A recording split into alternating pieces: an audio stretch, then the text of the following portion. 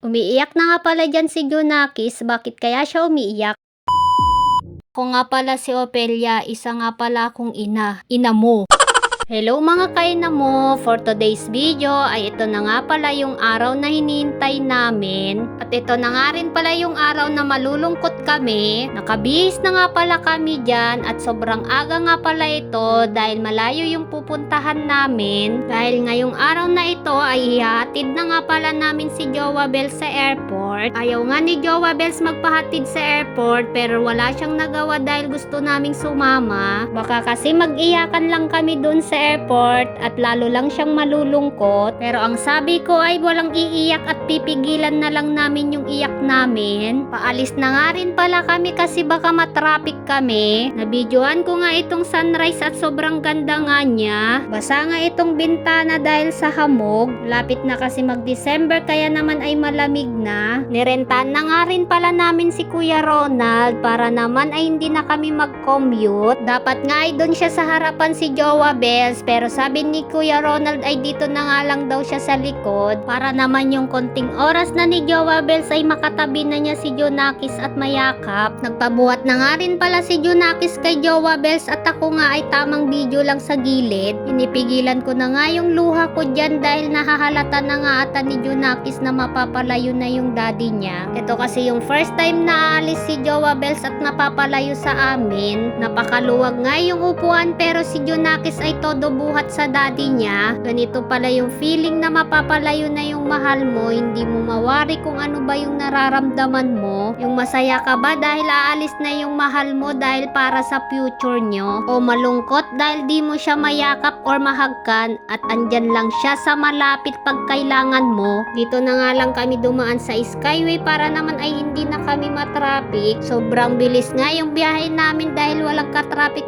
at diretso nga lang pala kami. Kaya naman yung mga magsusundo dyan sa airport ay dito na kayo dumaan dahil mas mabilis. Meron nga lang bayad ito dahil sa toll fee. Pero sulit mo naman na yung pagdaan dito. Sa buong biyahe nga namin ay talaga naman nagpapabuhat talaga si Junakis. Ayaw niya nga iwan yung daddy niya dyan kahit maluwag naman yung upuan. Napakaganda nga dito sa Skyway dahil makikita mo yung naglalakihang mga building. Akala mo ay nasa ibang bansa ka nga rin pala. Napakabilis nga namin at nakarating na kami dito sa may airport. Pero hindi pala dyan yung terminal kasi terminal 1 nga pala yung pupuntahan namin dahil terminal 3 pa lang pala ito. Nakita na nga rin pala ni Junakis yung mga naglalakihang eroplano at tuwang-tuwa nga siya dyan. Sabi niya nga sa daddy niya ay gusto na nga daw niyang sumama at sumakay. Karating na nga rin pala kami dito sa may terminal 1 at bumaba na nga rin pala kami. Sumama pa rin pala kami para naman ay makita namin yung kasama niyang magpa-flight din. Sabi nga ni Kuya Ronald ay hihintayin na lang daw niya kami. Yung isa nga niyang magiging kasama ay nandito na nga rin daw sa airport at yung isa ay wala pa. Kaya naman ay hinanap na namin yung kasama niya at nagkita na nga rin pala sila at ito nga pala si Junel. Kasama nga rin niya yung pamilya niya at malalaki na nga rin pala yung dalawa niyang anak. Hihintayin pa sana nila yung kasama nilang isa pero sabi nila ay mauna na nga daw sila dun sa OWA dahil may gagawin pa sila doon dahil magpaparegister pa sila. Pumasok na nga rin pala sila sa loob dahil pupunta pa sila sa may OWA at DMW. Dahil kapag OFW ka ay dadaan ka muna doon. Hinihintay namin sila sa labas dahil pwede pa daw silang lumabas dahil iniwan nila yung mga maleta nila. Habang hinihintay namin si Jowa Bells ay umiiyak na si Junakis. Bigla na lang umiiyak si Junakis dahil hindi na niya nakita yung papa niya dahil ang tagal nila sa may OWA. Kaya pati ako ay umiiyak na rin. Pinipigilan ko nga yung iyak ko pero di ko na mapigilan. Kaya ko naman sanang hindi umiyak kaso nga lang ay pag yung anak mo na yung umiyak ay nadadamay ka sa pag-iyak niya. Kaya naman kinuha na ni Jowa Bells si Junakis at nagkiss na nga sila at nagyakapan. Kaya naman pati ako ay niyakap ko na rin si Jowa Bells. Di ko na nga rin pala mapigilan yung pag-iyak ko dyan kaya sabi ko ay mag-iingat siya doon at wag niyang pababayaan yung sarili niya. Makikita mo nga sa mga mata ni Jowa Bells na malungkot siya at parang naluluha na din.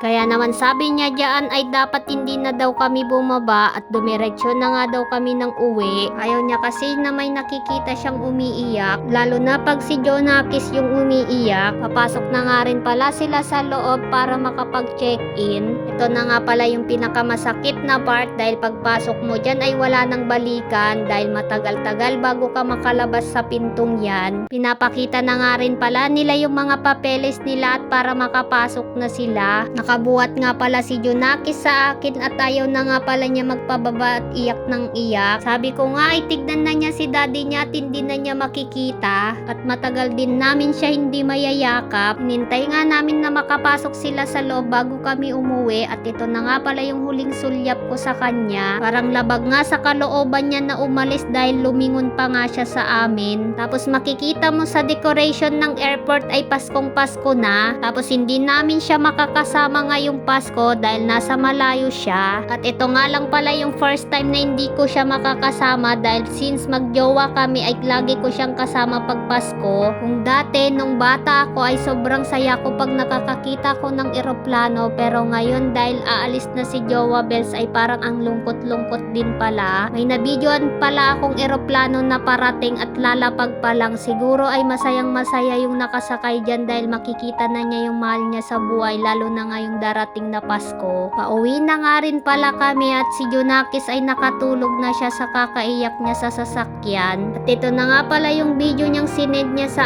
akin na nakarating na nga rin pala siya sa Qatar. Gabi na nga pala doon dahil 5 hours nga pala yung pagitan ng oras dito. Mas ahead nga tayo ng oras dito kaya inintay ko talaga yung chat niya. Yeah. Miss ko na daddy ko. Ha? Miss ko na daddy ko. Hug mo na yung damit niya. Hug mo. Hug mo damit niya. Hug mo.